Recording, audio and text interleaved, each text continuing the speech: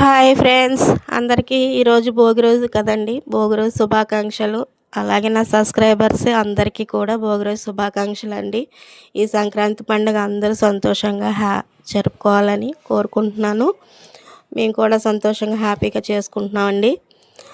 అందరూ పుట్టిళ్ళకి వెళ్ళిపోయి ఎవరి సొంత ఊరు వాళ్ళు వెళ్ళిపోయి అందరూ ఒక చోట గ్యాదర్ అయ్యి సంతోషంగా జరుపుకుంటారు ఈ సంక్రాంతి పండుగ. ఎక్కువగా ఈస్ట్ అండ్ వెస్ట్ గోదావరి బాగా చేసుకుంటారు ఈ పండుగని. అందరూ పుట్టిళ్ళకి వెళ్తారు కదా. సో మాకైతే అదృష్టం లేదండి. మాకు పుట్టిళ్ళు ఉన్నా కూడా వెళ్ళడానికి లేదు. రమ్మని పిలిచే వాళ్ళు కూడా ఎవరు ఉండరండి. ఎందుకంటే తల్లి ఉన్నంతసేపే ఎవరికైనాను సంక్రాంతి పండుగకి పుట్టింటికి వెళ్ళడం అన్నది. మా మదర్ ఎక్స్పైర్ అయ్యాక నేను ఇప్పటి వరకు మళ్ళీ సంక్రాంతి పండుగకి అన్నది మా ఊరు వెళ్ళలేదు. అసలు ఏ రోజు వెళ్ళలేదు మా మదర్ పోయాక మా ఇంటికి నేను. సో ఇంకా నాకు పుట్టిల్లు అంటూ ఏమీ లేదు. మా ఇల్లే నాకు అన్నీని. సో ఈరోజు అయితే మార్నింగ్ పూజ చేసుకున్నానండి. ఇంచుమించు 5 days నుంచి ఇంట్లో పనులే సరిపోయినాయి. అందుకే సరిగ్గా వీడియోస్ కూడా సెండ్ చేయలేకపోయాను. సో ఇంకా ఫైనల్గా ఈరోజు భోగి రోజు కదా, భోగి రోజున ఈ పూజ అయితే చేసుకుంటున్నాను. మార్నింగ్ పూజ అంతా అయిపోయినాక అప్పుడు టిఫిన్స్ వేస్తాను. చూసారు కదా మా దేవుడి మందిరం ఎలా ఉందో చూడండి. ఎలా ఉందో కామెంట్ సెక్షన్లో పెట్టండి. నా పూజా మందిరం ఏమీ కాదు, అంటే ఒక బల్లేసి పెట్టాము. మాకు రెంట్ హౌసే కదా. సో మాకైతే వేరేగా దేవుడికి అయితే ఏమి ఇవ్వలేదు. మేమే ఇలా సెల్ఫ్ టైప్లో చేసుకొని పెట్టుకున్నాను అనమాట దేవుడిని. సో నా ఛానల్ని సబ్స్క్రైబ్ చేయండి ఫ్రెండ్స్.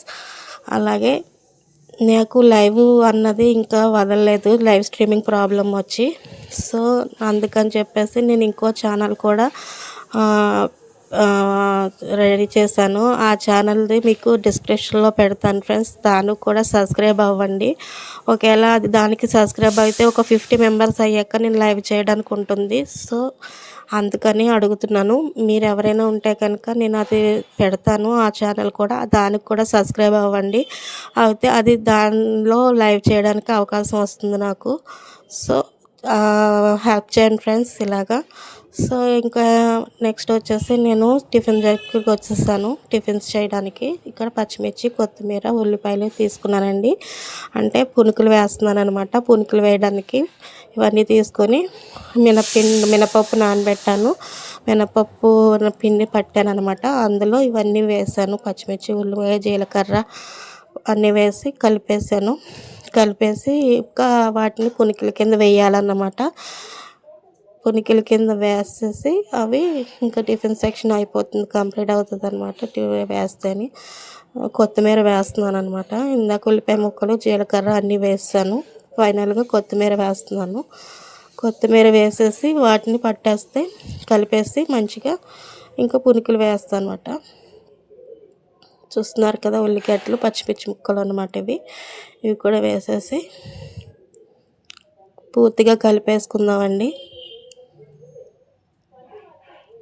కొద్దిగా సాల్ట్ కూడా యాడ్ చేశాను. అన్నీ వేసేసి కలిపేసుకుంటే ఇవాళ పండగ కదా, మీరేం స్పెషల్స్ చేసుకున్నారు నా కామెంట్ సెక్షన్లో పెట్టండి.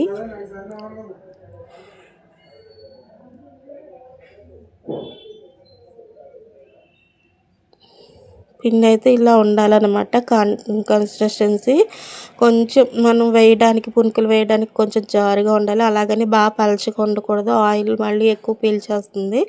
అందుకని చెప్పేసి ఎక్కువ ఆయిల్ వేయకూడదు. సో చూసారు కదా, పునుకులు అయితే వేసేసాను. ఈ పునుకులు అయిపోతే ఇంకా నెక్స్ట్ టిఫిన్స్ చేసేసి కొద్దిగా చాయ్ తాగేసి అప్పుడు వంట జోలికి వెళ్ళాలి. ఇంకా కర్రీస్ చేయాలన్నమాట. ఇప్పుడైతే నాకు పునుకులు అయితే రెడీ అయిపోతున్నాయండి. చూసారు కదా పునుకులు, ఇవి పునుకులు వేసేసాను. మా హస్బెండ్కి చాలా ఇష్టం అన్నమాట ఇవి పునుకులు అంటే. అలాగే కొద్దిగా బొంబాయి చట్నీ చేశాను, కొద్దిగా బీరకాయ చట్నీ చేశాను. 2 సరిపోతాయి చట్నీలు. సో ఫ్రెండ్స్, నా ఛానల్ని సబ్స్క్రైబ్ చేయండి. అలాగే ఒక లైక్ ఇచ్చి కామెంట్ పెట్టండి. చెప్పాను కదా ఇంకో ఛానల్ ఓపెన్ చేశానని, ఆ ఛానల్ డిస్క్రిప్షన్ ఇస్తానండి. సో దానికి కూడా మీరు సబ్స్క్రైబ్ అవ్వండి ఫ్రెండ్స్. ఓకేనా, బాయ్ ఫ్రెండ్స్.